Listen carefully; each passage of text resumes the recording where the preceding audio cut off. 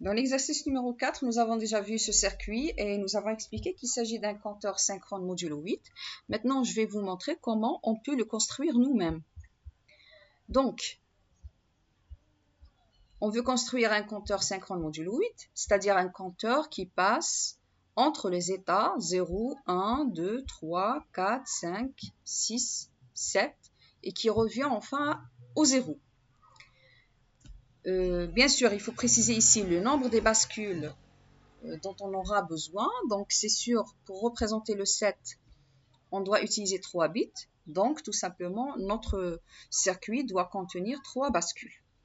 Cette fois-ci, on va utiliser des bascules D. Donc, on aura une seule colonne pour les entrées, bien sûr, parce que la bascule D possède une seule entrée. Donc, dans cette partie-là, état actuel, état futur, on va décrire les différentes transitions. Donc, ici, on est dans le 0 et on passe à l'état suivant qui est le 1. Du 1, on passe à 2. De 2, on passe à 3. De 3 à 4. De 4 à 5. De 5 à 6. De 6 à 7. Et puis du 7 au 0. Maintenant, on doit remplir la colonne D2. Donc, il faut trouver la valeur de l'entrée qui nous permet d'avoir le passage de l'état actuel 0 vers l'état futur 0. Bien sûr, c'est le même principe qu'on a déjà vu précédemment avec les bascules JK. Mais dans la bascule JK, on avait l'habitude de travailler avec la table réduite. Cependant, pour la bascule D, c'est plus simple. Tout simplement, on sait que la sortie de la bascule D prend la même valeur que l'entrée. Donc, tout simplement, on va recopier le même contenu de la colonne Q2 dans la colonne D2. Parce que si l'entrée D égale à 0, c'est sûr que la sortie va être 0. Si l'entrée D est à 1, la sortie va prendre le 1. Donc, il en est de même. On va recopier le contenu de la colonne Q1 dans D1 et le contenu de la colonne Q0 dans D0.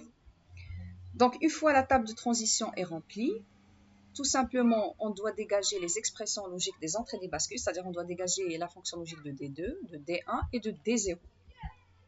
Comme d'habitude, on va utiliser les tables de Carnot et tout simplement, on va juste projeter. Donc, on va prendre le même contenu et le projeter dans la table de Carnot. Donc, on a un 0, 0, donc on place le 0, 0 ici. Ensuite, 0, 1, donc on est là, 0, 1.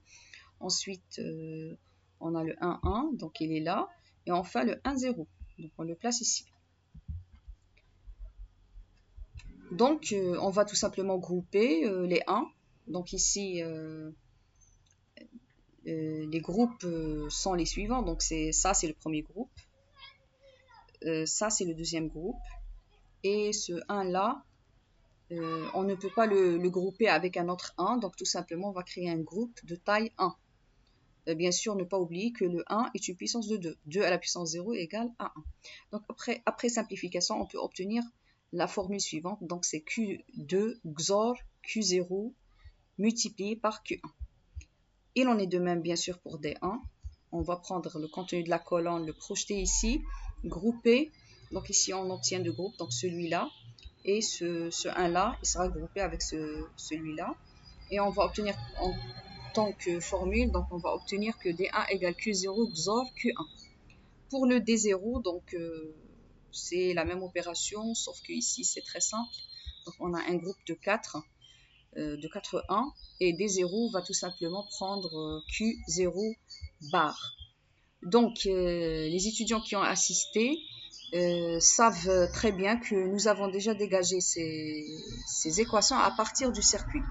Donc donc on a commis une petite erreur, c'est qu'on a utilisé le majuscule dans les formules qu'on a dégagées au TD. Donc je vous invite à corriger l'erreur. Donc il s'agit d'utiliser le minuscule. Bien sûr, la différence entre le majuscule et les minuscules, c'est que le minuscule veut dire qu'on est en train d'utiliser l'état ancien. Donc, si on essaye de tracer le logigramme, c'est sûr qu'on va obtenir le même schéma.